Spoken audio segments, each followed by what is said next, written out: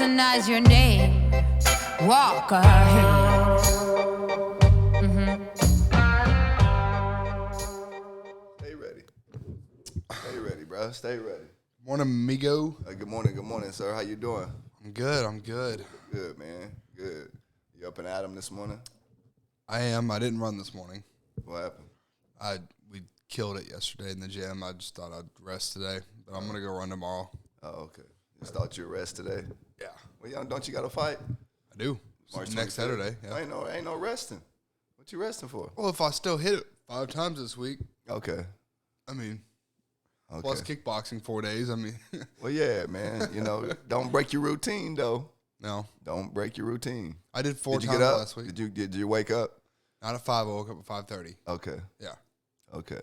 so, close. Yeah, it was close. It was close. Thought I'd sleep in a little bit. Why? Get an extra 30 minutes. Spoiled myself. I don't know. Yeah, I've already told you. So I started out where I was running half a mile basically, and then walking a block or two, Yeah. and then running the rest.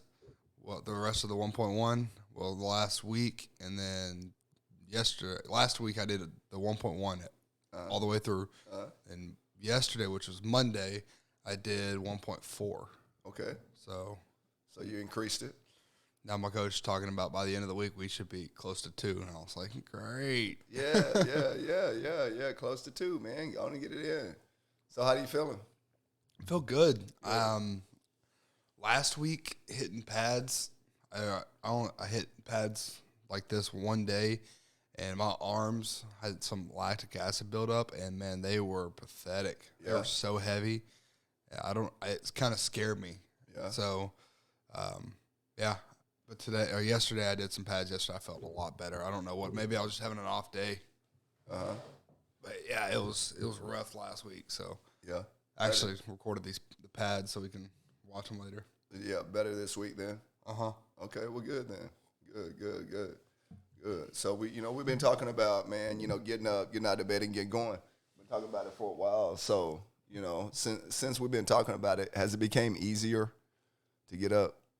Or is it a little bit tougher to get up? It's easy. It's still easy for me to get up if I have a reason to get up. It's much easier to get up when I have someone meeting me here too, like to go run or to do the podcast. When it's just me, and left to my own devices, I still have that overwhelming urge to just sleep a little bit longer. Sleep a little bit longer. Just skip today. Yeah, for sure. Which may be part of the reason that I skipped this morning, but I'm justifying it with I'm going to run 4 to 5 times this week anyway. So Yeah, well, good. Excuses are the first sign of a loser, so don't make any excuses, guys. Continue to get up. Continue to wake up. We talk about it a lot, but I think, the ultimate for me, if I could sum it up, what we talk about getting up with a right attitude, getting up, being motivated, getting up for a reason. If I can sum it up with one word, guys, that's your movie. Go make it. Really. I look at life. I look at life every day. I look at how short life is, but I also look at things in life that are happening right now. There's a lot of shootings every single day, like every single day. It's scary to go out and really think about it. I mean, it really is. There's so much in this world going on. I think if you don't get up, get out of bed, and get going, you're costing yourself time. I honestly believe that. So I think for me in Austin, I think that's one of probably the most important thing. The reason we talk about it a lot, I think that's the most important thing is getting up, get out of bed, and getting going because time is limited. We think we have a lot of time in a day. We say we have 24 hours in a day, but that's not a lot of time really because we're so busy probably doing busy work versus doing things that really account for our life. So again, get up, get out of bed, and get going. Whether it's 5:30 or whatever time you set for yourself, just get up, get out of bed, and get going, and just let those reasons drive you. I mean, it wasn't always important to me, like we said, but I just realized how much productivity and how much, not even just productivity, because, you know, we can get caught up in that web, but just how much life I was missing. Sleeping all the time, or not sleeping all the time. It's, you know, an extra 2.5 hours in the morning, but just being lazy. And when you're lazy, you're not living the quality of life that you can. Like, I want to get in shape. So what's a great way to do that? How about 2-a-days? I do like training. It's hard, but training like this is hard. It's not easy. Getting up at 5 in the morning and running over a mile, and eventually it's going to be 2-3 miles, I'm sure. And then going to kickboxing 3 to 4 days a week, or 3 days for classes, and then sparring on Sundays. I drove to Edmond Sunday for sparring for almost 2 hours. So I drove 2 hours to Edmond almost, and then I sparred for 2 hours, and then I drove almost 2 hours back. We get how many days off a week, basically? We basically just get our Sundays off. Yeah. So I spent 6 hours on my day off going and sparring and training. It's not easy, but I feel like it's worth it. It's something I enjoy, and it's something that really pushes me more than anything. So that's why I do it.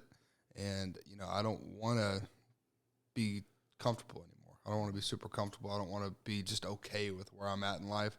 I want to be happy with where I'm at and somewhat content, but I don't want to just be comfortable and not do anything about it, if that makes sense. No, it makes total sense. And, you know, you talk about days off, you know, yes, we only get 1 day off.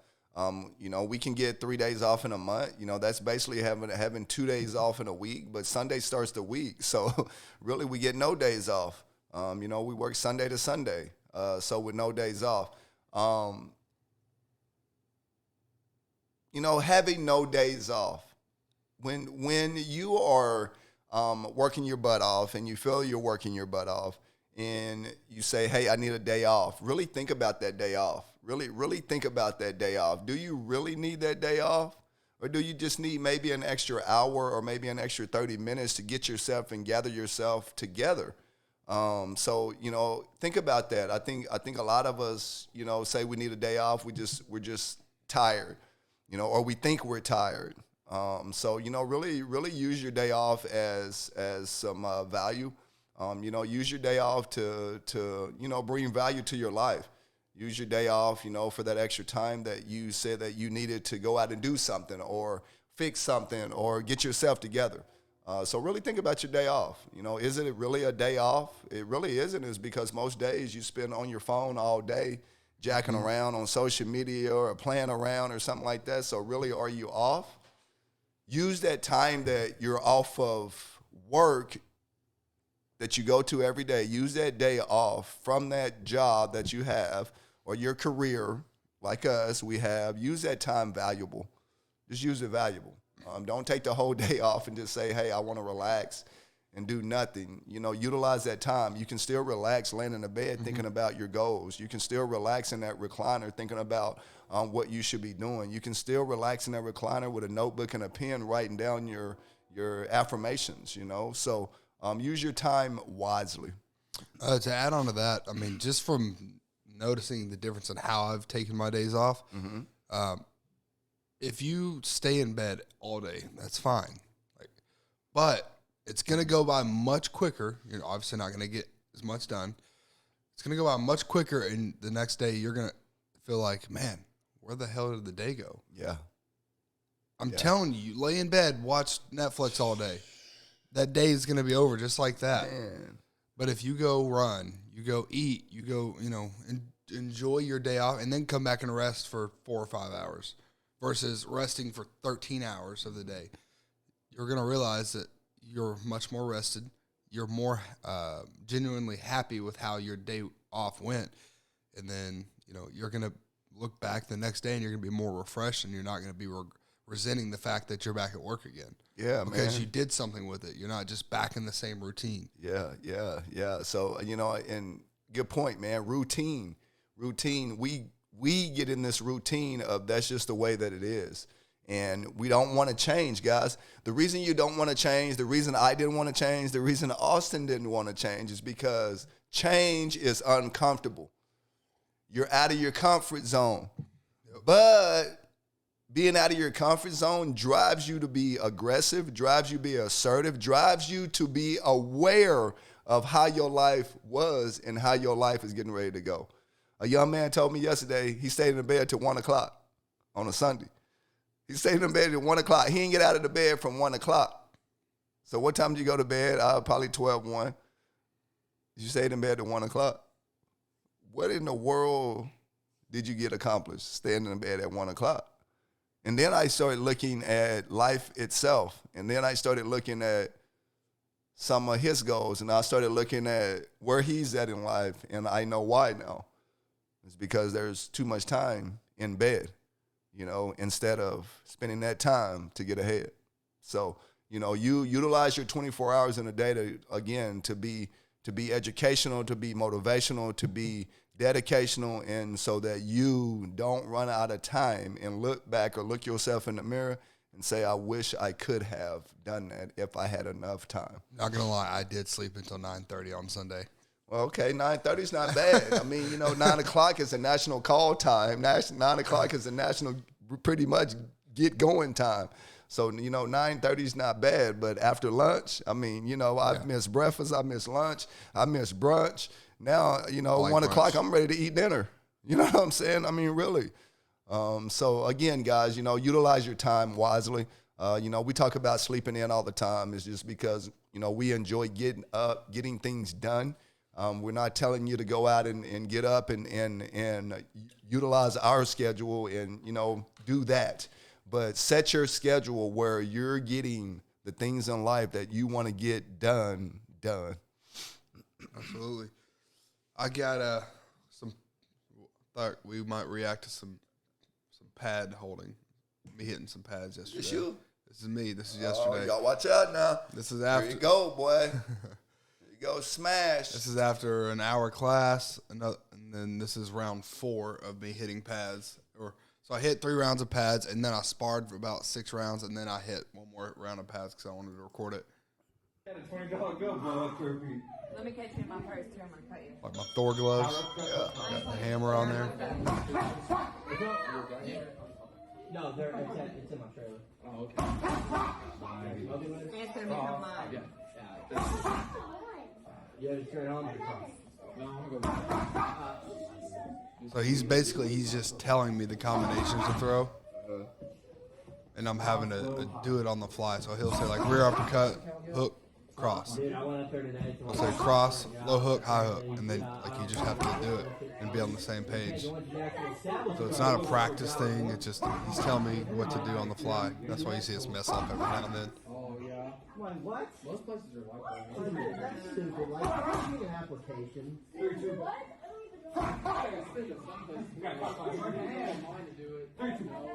Canelo hits his pad a lot. But he'll rip like one shot into it like 30 times.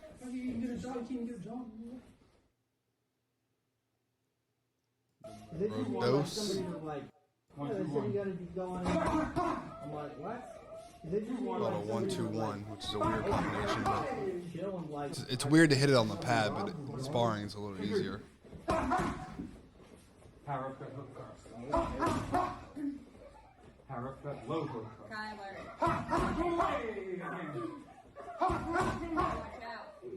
Power bomb.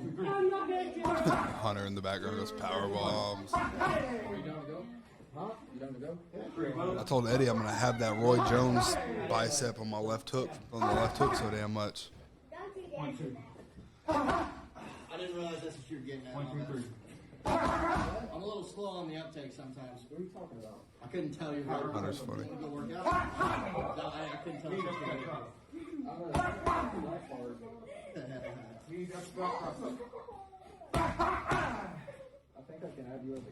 So Eddie, my coach, used to weigh like 220, 225. Now he's like 160. So I start messing up. Third part of the round. Start getting tired, son. Yeah. It's not even really like the breathing or the cardio. The running has really helped with that. It's just arms get heavy. It's hard to flow. See, I don't have quite the same pop I did. Yeah. It was on sale one day. It's a discount. Like, on top of it, being on sale. Yeah, in a little over 2 weeks, I plan on doing a reaction to my fight, Yeah, buddy. for good or bad. Good. Reactions are good. Dude, I'm the same way. It's on Nationwide. It's sloppy. Yep. But yeah, that was at the end. That was about almost 2.5 hours in. So Good. give me a little break on that. Yeah. We'll give you a little break, man. Good stuff. Okay, we jump right into Get it. prepared. Get ready to rock and roll, man. I'm ready to go. Yesterday it made me feel a lot better. Like I said, the other day I had that issue with my arms just felt so heavy, and I was on the pads. It was more focus. It was focus mitts, so like the smaller mitts you see Mayweather hitting. Yeah. And man, my arms felt like I had 3 bricks attached to each one of them. It felt terrible, but yesterday was much better. Well, good. Each day. Get better each day. Become irreplaceable and unignorable.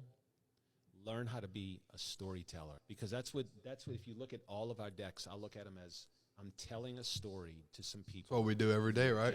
Every single day. Slide, they nod their head yes. And so everything we do in that story is building up to that moment. The interesting part of this is telling a story doesn't have to mean lying. Overcome all the objections, and when You I just, get to the end of that just may understand someone's situation better than they do. irreplaceable Not always, and but Not always. unignorable, Yeah, not always. learn how to be I mean, with a customer in sales, what is it? You're telling a story. You're telling a story. Absolutely. You're creating a story that what you think is going to be the outcome based off of your experience, and try to show them that this is what's going to happen with or without my services. Absolutely. You know, I was talking to a young man the other day, and I said, I just tell stories. You really do. Especially in sales, as soon as you walk in, you have to tell a story. First of all, you got to tell your story of who you are and what you're doing at the dealership and how you're going to help your client. And then you have to listen to their story. How can you help a client if you don't listen to their story? So again, you have to tell a story, and then you have to tell a story about the best outcome for them. Yes, you have to be a great storyteller. Sometimes those stories or life stories or work stories or financial stories, everybody has a story. So again, go tell your life story. I tell mine every day on Facebook, on social media. I really do. I get up in the morning, I pray, and then I talk about work a little bit. I talk about my family, and that's my story.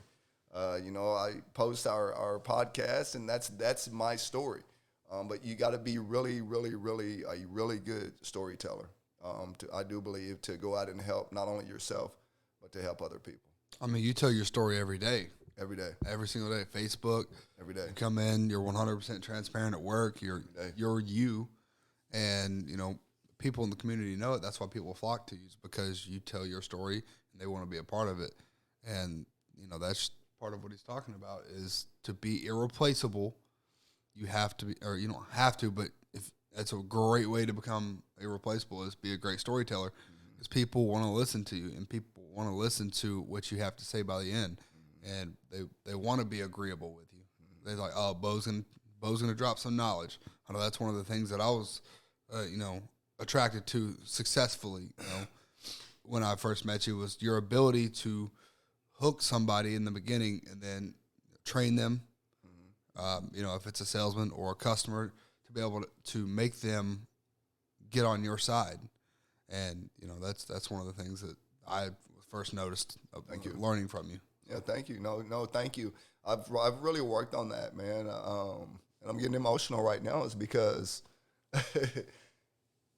my story has drove me to tell stories and help other people, man. And that's what it's about. I'm very passionate about telling my story, because where I'm at in life right now, it took a lot in my story to get here. It took a lot to get here, and I just want to share with people that the beginning of your story, that's the toughest part. The beginning of your story is the toughest part, is because you go through a lot. I mean, you go through an adolescent, you go through as teenage years, you go through young adult years, and they say that's retirement years, right? I believe that not only from work, but kind of from life too, is because now I can sit back and I can look at all the mistakes, Austin, that I made. I can look back at my story and I can help the end of my story become great now. And so, I want just to share with people that stories are tough. It's not the fairy tale story that you're gonna get. It's tough, man. Stories are tough. These are hard books that we have to read every day. These books are so tough to read that it hurts to read. It hurts to see it. It hurts to talk about it. But that story will help tremendously, And so thank you for that. And I'm going to continue to do that. I really am. I'm going to continue to do that. And when I'm in my story and I'm down and I'm sad and I'm disappointed and I'm not living out that story, that's when I step up and go tell that story or go help somebody. I really, really, really, truly try to add my story in everybody else's story. A young salesman will tell me that he's going through this and going through that. At Life Skills this weekend, a young man said that, he had no reason to live. Guess what? I was that same young man at one point in time. And so when I told him my story, guess what happened, Austin? He's ready to make a movie now. He really is. He's ready to make a movie now. And so I think people have to hear that. I think people have to hear your story, Austin, for them to get motivated in the right way. We can go tell our story, but does it really help somebody? Does it really motivate somebody? You really don't know it until that person starts living their story. Mm-hmm. And so, again, I try to add a little bit of my story with their story to let them know you're not alone. You don't no need to be afraid.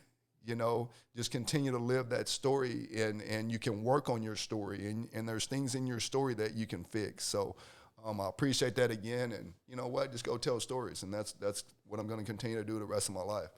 You sit around with your team and so forth. That's what we're here You don't for, like right? meetings before That's right. 10 a.m. Absolutely. No. You like to get 8 hours of sleep, and Yes. you don't like PowerPoints. Explain all that. Why is that? Okay.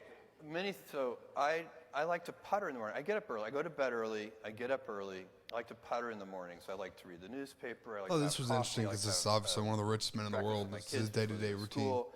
So I have my kind of puttering time is very important to me. And so that's why I set my first meeting for 10 o'clock. I like to do my high IQ meetings before lunch. Like anything that's going to be really mentally challenging, that's a 10 o'clock meeting. And because by 5 p.m., I'm like, I can't think about that today. Let's try this again tomorrow at 10 a.m. And so then on sleep, I get 8 hours of sleep. I prioritize it, unless I'm traveling in different time zones. Sometimes I want it's to pause it impossible. on that part because it's something that we actually preach to our salesmen is not waiting.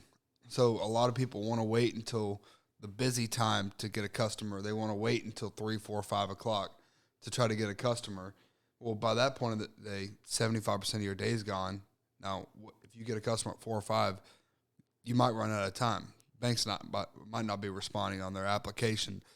Customers have to go pick up their kids from school. They have to go pick them up from soccer, football, whatever. So when you wait that long, you're giving yourself such a small amount of time to try to make something happen.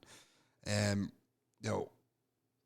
for you get up, you have your puttering time, then you go to the gym, and then you have a little more puttering time, and then you go to work. So you have time to yourself to get ready for the day. So he has his time where he can get ready for the day. Now, it doesn't sound like he gets up quite as early as you, so you get up earlier than the richest man in the world. Yeah. But, he has his time to his day or to himself before he gets the day started. And then he goes to work at 10 was his first meeting, and he has those meetings in the morning. We have our meetings in the morning. 9 o'clock, 9:30, we have our meetings about the same time he does. Or we game plan, we go over hot deals, we go over, things that we need to go over, house cleaning points that we want to get over, because we don't. For one, we don't want to do it at 8 o'clock because not everybody's there. Two, people are just waking up. Dylan Shaft doesn't wake up until 9:30, 10 o'clock. Yeah. If he gets there at 9 o'clock, he's not awake until 10:30, maybe 11. So, you got guys that are like that. So having that time to yourself to get up and get ready is important. That's why I like going and running. That's another reason it kind of wakes me up. Doing this wakes me up before the day. On a Tuesday and a Wednesday, I'm so much more awake by the time I get to work. I'm able to put together sentences and words together because I've been doing it for an hour and a half already. No, great thoughts, and we can end it on that. That's great thoughts on that video. Austin hit it right.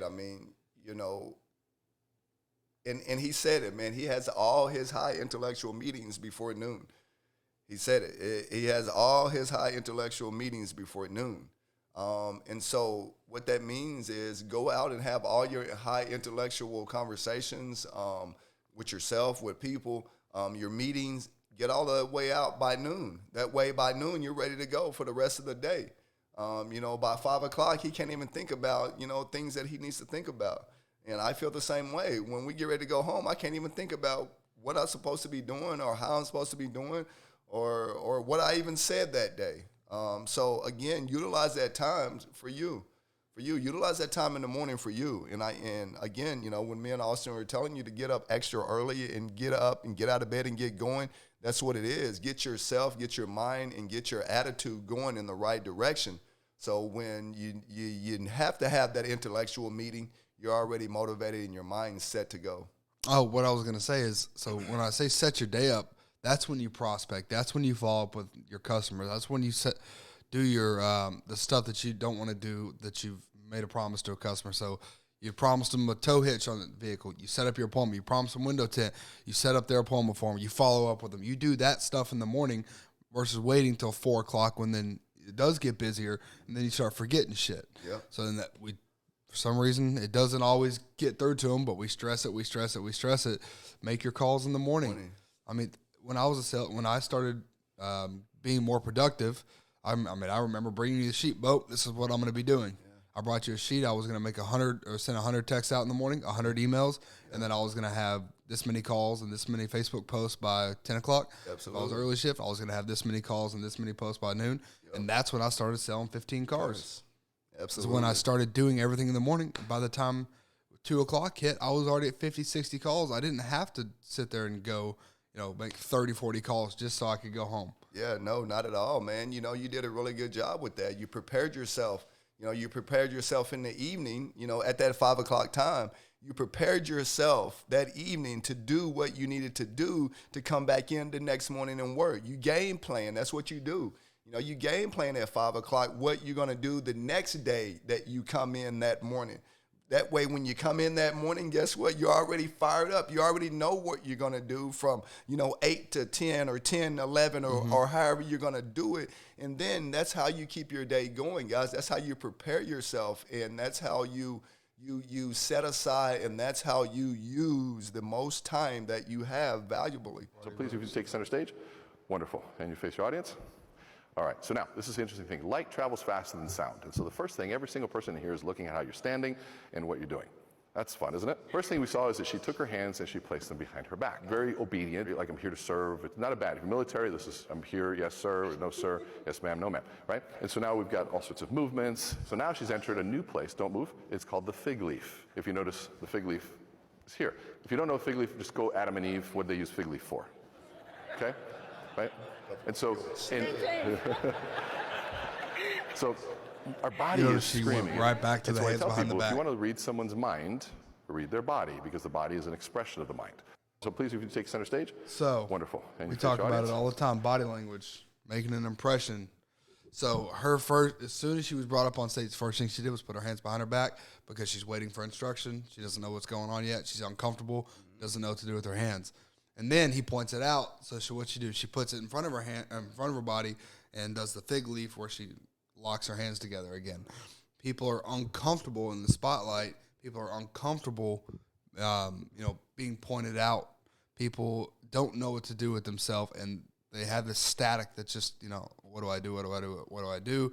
They're waiting on someone to tell them what to do naturally. So she doesn't, and then when he pointed that out, she went to go put her hands back behind her back and then caught it, and then everybody laughed, right?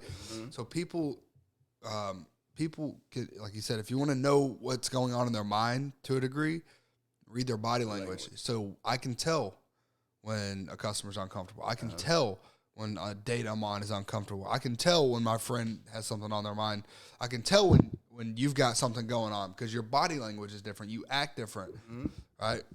Versus being you. Absolutely. I can tell when one of our salesmen that I know has something going on because they're not acting like themselves. Absolutely. It's easy to spot it out. People just don't try. And if I had a girlfriend, I'm sure I could figure out if something was on her mind too. Just like you know your wife. You know when something's on her mind. Yeah, man. Yeah. So pay attention. Great point. Pay attention. Great point.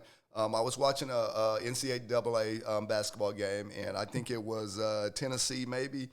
May have been Memphis. I can't remember what coach said it. But anyway, I think it was a Clemson coach, maybe. But anyway, long story short, anyway, they were down. I think they were down by 8, 9, 10 points, and they were getting frustrated. Well, the coach noticed that their faces were changing, and he told them, do not wear your worry on your face. Nobody in this gym should know that you're down.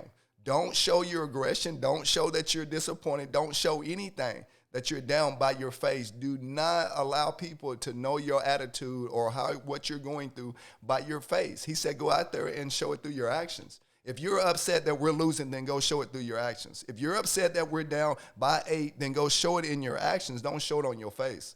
You know, and so I think you said it to me yesterday, we got to have a poker face. You know, we really do. And again, if you want to know what people are thinking, yes, read their body language. And so I've been really working on that personally myself because I don't want anybody to know what type of mood I'm in other than I'm in a great mood. That's all I want people to think is I'm in a great mood, right? Because I'm not worried about me anymore because I know that it's like a light bulb. I can switch it, right? I can have thought replacement because I've really been focusing on that. Now what my duty is to make sure that other people understand that, right? And so I personally have to have that game face on all the time. Sam said it to me yesterday. He said, you got your game face on. I really needed that from him. I really needed that, or from whoever. It doesn't matter if it was Sam or whoever. I really needed that because I was practicing on that yesterday. I was practicing on my game face, and he's seen it. And so, again, you know, you have to work on yourself with that. I mean, you really, really do. It's because I say it all the time. I said it to a salesman yesterday. I said, it's written all over your face. It's written all over your face that you're down and you're sad and all that. Just smile, because whatever you're going through in life, whatever you're working on, if you smile, I promise you'll think differently about what you're going through. You'll find a way what you're going through. You'll find an avenue, and you'll find a solution to everything that you're going through if you just smile. If you just smile, your thinking will be totally different. So again, when you're out there today, don't let people judge you by your face. And I'm not a big card player, but it's very similar to if you're playing poker, right? Yeah. They call it a poker face for a reason. If you give away your hand, that limits your decisions, that limits your choices. Absolutely. If you've got a great deck, people are going to fold. You're going to limit your chances to win. Absolutely. If you have a terrible hand, then you're going to have to sit. You can't bluff. Yeah. So if you don't know how to have that poker face, you don't know how, and you give your hand away, you get by your tail, by your face. In life, it's going to limit your opportunities because people are going to, that's him. You're not going to give yourself the opportunity to give yourself more chances. That's right. Even if you have a shit hand. Yeah, that's right. Even if you have a shit hand, you can still take advantage of opportunities by being calculated and by being, whatever. By being, I'm going to move on, but being calculated. And, I'm not going to try to dwell on this anymore. So I'm going to go to the next one because I just had a brain fart. Yeah, well, think about it in your fight, Austin. If you're in a fight and you're down and you're tired and you're gasping for air and you're hurt, and that's all on your face, and your opponent sees that, what's going to happen? they're gonna. He's finna start attacking you like no tomorrow. Yeah. And then you're gonna be more winded. You're gonna be more gassed. And then guess what's gonna happen? You're gonna tap out. I'm done. All right, I'm done. I'm done. Right? It's the same thing, right? You got to have that fighter face on. You know, I really believe that. I mean, if you and I was fighting, you was kicking my butt, and I was, you finna drill me up. You finna just tear me apart, right? But if I give you some sense of urgency, right, some throwback, some punch back, and I give you some urgency, you're like, oh, okay, I got to go harder now, right? That makes you go harder. And so, you know, again, you know, change your face for your audience. You know, change your face for your audience and go out there and be that face that everybody sees and wants to be. So be the face of the audience. That doesn't mean that you have to change who you are. That No, just means not at all. Change what you portray sometimes. Absolutely. To get through situations. Tell a story. Absolutely. If you can wait a year, you can make a ton of money. Like if you can do something for 12 months, you can not need for financial goodness pretty much for the rest of your life. I'm not saying you're going to be hella rich, but you're not going to need for anything if you can wait 12 months. If you can wait a year, you can make a ton of money. Like if you can do something for 12 months, you can not need for financial goodness pretty much for the rest of your life. I'm not saying you're going to be hella rich, but you're not going to need for anything if you can wait 12 months. You can put one foot in front of the other and take every day like it's your last day at doing something. You do that for 1 year, you can set yourself up. Like you said, you may not turn out to be very rich, but you can start setting up a life where you may not need anything. Now, I think 12 months is kind of short in, you know, for most people, but in that 12 months, you can set yourself up to, you know, buy a bunch of podcast equipment, to do something you enjoy, to maybe eventually, you know, add that extra stream of income. You know, that's a goal for me. Within 12 months, I was able to sustain the income that could afford a lot of this equipment and, you know, this apartment, and then this furniture and the green screen and the 65-inch TV and the lights, and then the laptop and the other laptop that I just upgraded to. So it may give you the means to not need for anything, like he said. So yeah, this may have cost a lot of money, but I don't need any more equipment that we would need for our podcast. So I'm able to use it and be productive in the things that I want. No, I totally agree with that. You know, I say it all the time, you know, and I said it yesterday, 365 days. It's going to take me 365 days to do this, right? And that's me telling myself I have to do it every single day. So at the end of the 366th day, I'm rich now. 366 days, I'm rich now. The man didn't say, and if you listen well, he didn't say you're going to be rich financially.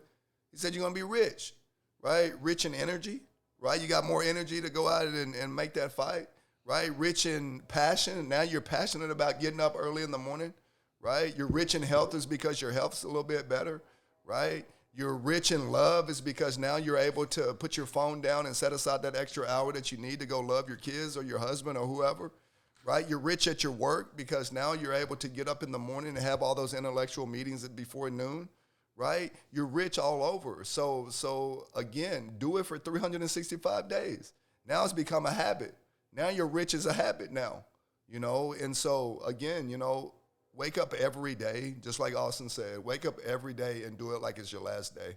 I think like I'm a pretty like high value man. Like okay, so how familiar are you with the quote unquote manosphere? I'm not. Okay, so you know how you have the feminist, right? Mm-hmm. And the feminism turned into extreme feminism, where they're basically man hating. So you again, like anything, you have spectrum, right?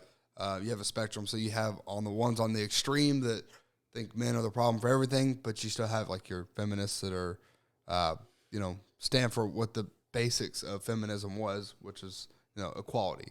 Well, on the right side of that, you have what's called the manosphere, and then the more extremists are, they're pretty ridiculous. But some of these guys that come on here talk about being a high value man. Have you ever heard that term? I have. 6 figures, 6 inches, and then 6 foot, right. Like all that BS. Okay, so to a degree, some of it is true, right? Women want successful men. Yeah, of course. They want to kind of wait at the finish line for a finished product. Not everyone, but anyways, everyone is so enthralled with this term high value man. Everyone wants to be a high value man because they think by saying they're a high value man, it gives them, it's like being pretentious. It's like you have a gold medal that you don't have. And it boosts their ego. Yeah, it boosts their ego, and they feel like they can be a part of this online community. But again, we talk about it. People want that gratification without putting in the work. The reason that these millionaires you can say they're a high value man, or these people that have been working at something for so long, and not just millionaires, not just monetarily, but people can be high value people is because they put the work in. Mother Teresa wasn't Mother Teresa because she just was naturally the greatest person in the world. She was a great person from everything we know. Gandhi was a great person. These people that make a difference were great people, and they practice it every day. Yeah. And that's what annoys me the most about this damn manosphere is people just want that gratification and want to be game and want to, be smooth. And man, when I see them not putting in work, and I can tell by the way they're talking, and by the lack of content that comes out of their mouth, and the lack of realistic understanding about the hardships of life that you're going to go through, and the lack of perspective on both sides. Because like I said, the feminazis on the far left, on that spectrum, they want to just talk shit about men, and the men on the far right, they just want to talk shit about women, and everything is women's fault, and it should be one way or it's just. Man, it is exhausting. So it's just to catch you up a little bit. Yeah, it's very exhausting. So let me share this with the world right now. Let me share this with the world for you. A real woman don't want a man with 6 inches, don't want a man with 6 figures, don't want a man with all these sixes, right? A real woman wants a man that's going to get down in the dirt and go grind. A real woman wants a man that can admit his faults, that he was a shit, and now he's something. A real woman wants a guy that knows that he can go out there and work 3 jobs and make sure to bring home ends meet, and he has nothing. A real woman wants a guy that's going to be genuine. A real woman wants a guy that came from nothing and now he's something. So, you're wanting to be all these things and do all these things and be the 6-figure guys or what you call them, be the high-value men. Yeah, the high-value men, right? You want to be a high-value man, right? This is how you be a high-value man. You put God first. Put your family, and then you. That's how you be a high-value man. You know what I'm saying? I make 6 figures too. Yeah, I got 6 inches too. But my wife can care less about that if my love isn't genuine. If I'm not being who I am, if I'm not being Bo, right? If I'm not telling my story, then she can care less about anything that I got. Yes, I make a lot of money and they get to do a lot of things, but she's told me several times she can care less about all that. Mm-hmm. She'll rather be happy, and she'll rather be comfortable, and she'll rather be, sane. That stuff's hollow. Yeah, that's it. None of that's in the end. None of that stuff matters. You know what matters? Your love, your care, and how genuine you are to people. People want to know your story. That's the reason they ask you. What have you been through in life to get to where you at? Why you think they asking you that? They're asking you that because they want to get through everything and go through everything you are because their life isn't right. So that's what a real man is. That's being a high value man. This is where I do agree with some of their points and again, not everybody's an extremist on it, but I pay more attention to it than I should just because I know we do this and I know we're going to end up having to get into this at some point for better or worse. But that kind of stuff just qualifies you to try with a woman. That's right. But that doesn't mean that you're going to keep her. No, like not I said, at all. You may get the box, but it's going to be hollow. Yeah. You're not going to fill it with love and joy. Yeah. Right? It's going to be an empty cardboard box. That's right. So you have to be able to actually sustain and be a genuine person and be be yourself and go chase your dreams because that's attractive. Yeah, absolutely it is. That's attractive. That's the most attractive thing going right now. I mean, I promise you, for a woman that doesn't have anybody, a man that's chasing his goals, his dreams, he's working hard, that's it. That's it, and I've heard a lot of it, all these, these rich guys and this and that, that's it. You know, I truly think a real woman wants somebody that comes from the mud, man, and comes from hard work and dedication. You know, comes from, you know, not having a lot when they were young and, again, having something. You know, I really, really, really, really deeply, you know, think that. So I could be wrong, ladies. I could be wrong. Maybe you want this high-value man and he can't go out there and feed your dog or pick up your poop in your yard or something. I mean they definitely do, but they definitely want a higher value man. No one wants a bum or, right. To put it bluntly.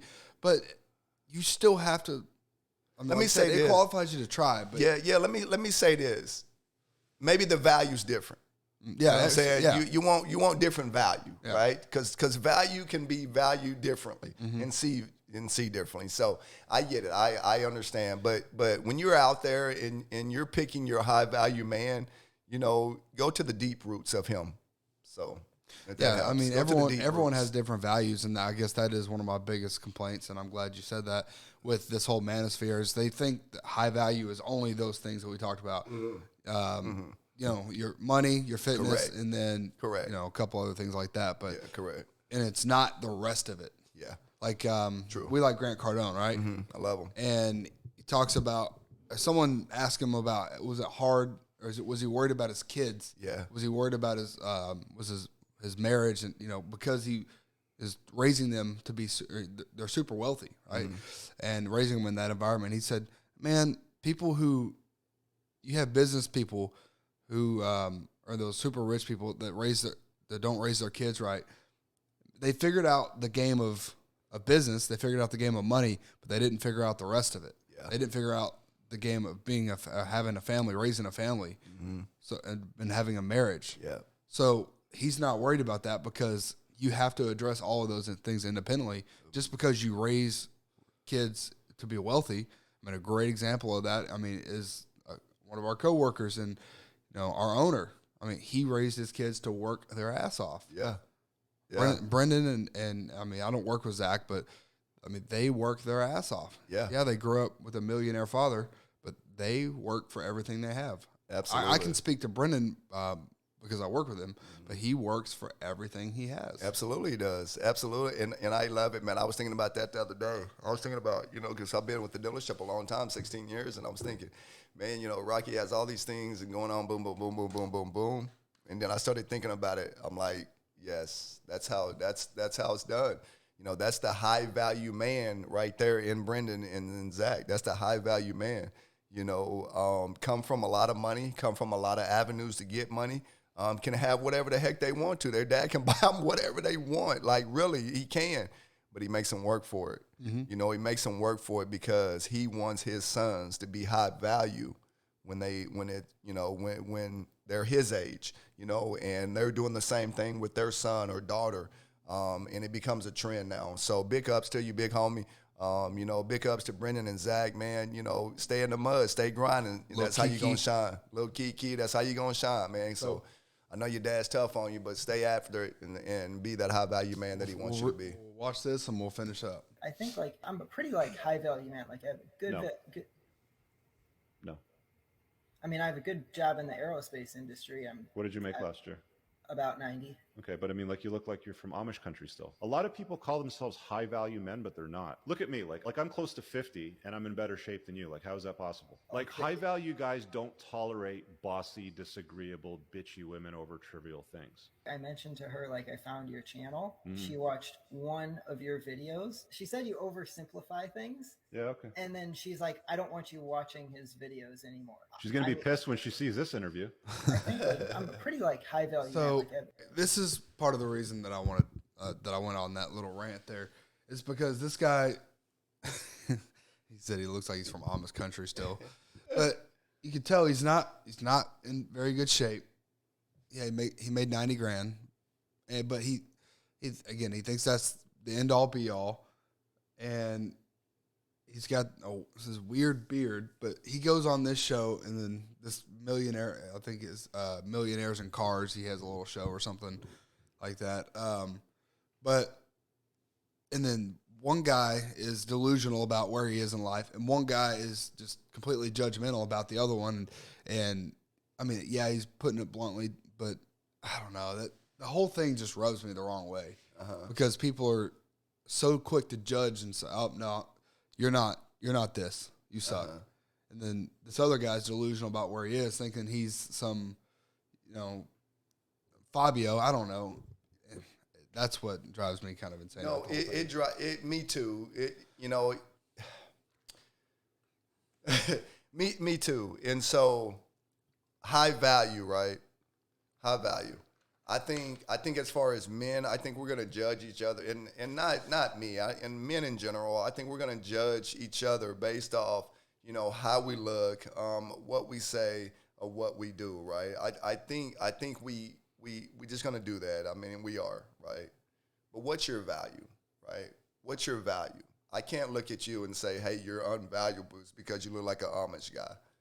I can't look at you and say you're unvaluable is because I'm in better shape than you, right? I can't look at you like that. Every man has value.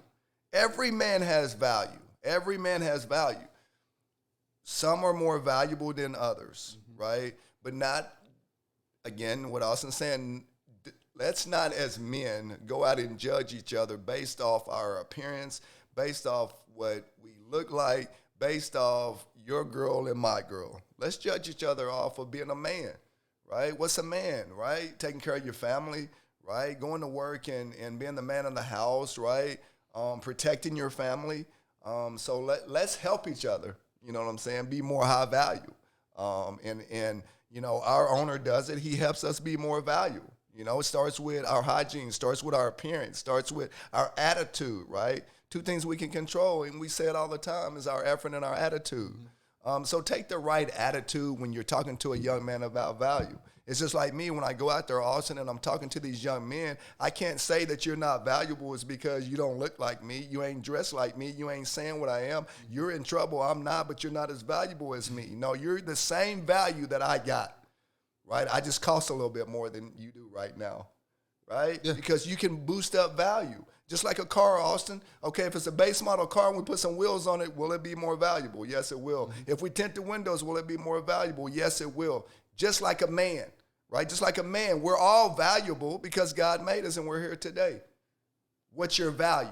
And if your value isn't enough for you, make yourself more valuable. I mean, you can, it's okay to hold each other accountable, man. Absolutely. But to act like value is only money, value is only how fit you are, value is only the status that you carry. That's untrue. There's a whole spectrum of value. Absolutely. And people, just like people excel with their skill-wise in different ways, people have value in different ways. That's right. Like the people who, salesmen have different value versus like a diesel mechanic. That's right. We couldn't run a damn dealership without a diesel mechanic. No, we couldn't run it without a service writer. Everybody's We couldn't valuable. run it without someone in accounting. That's right. So just because, but the reason they do it is because men want to have these high status. I mean, they want to be successful. Yeah. They want to have a great life. They want to have the cars. Yes. So this Instagram era, this TikTok era, this social media era where people are showing off their Bugattis, people are showing off their Corvettes, whatever car, right? McLarens. These few things get highlighted because men want money, men want status, men want power, men want women. So these influencers, they show off the stuff they have, and then these few things just get talked about more than anything else. And they always conveniently forget to talk about character. They forget to talk about, the little things, how you treat people, the day-to-day life or the day-to-day grind that Andre talked about. Yeah. I mean, Andre's out, Andre Reynolds, he's out working all the time. We're working all the damn time. So it's the little things that actually add up to those big things versus just flaunting the big things, and that people think, oh, you skip 50 steps and somehow you just end up with a McLaren. Yeah. I mean, that's stupid. No, great point. Great point. And Austin said, things add up. It's just like the value of you, right? It's like deposits. Absolutely. How do you become financially rich, right? You add your money up. You count every penny, right? Penny, nickel, dime, quarter. You add it up, and now you become more valuable. Same thing as a man, right? Same thing as a man, right? You start somewhere. Just add value every day to your life. Add value every day to your life, and then you'll become rich. It's you know, is that are easy? you withdrawing from your account or are you depositing into your account? That's right. Absolutely. End of the day. There you go. Now, you're going to withdraw, but do you have more deposits than withdrawals, or do you have more withdrawals than deposits? Get up, get out of bed, and get going.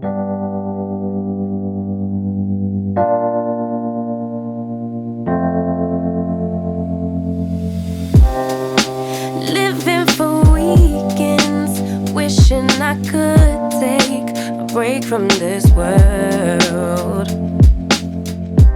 Running on a hamster wheel, but searching for something I can't feel. I just want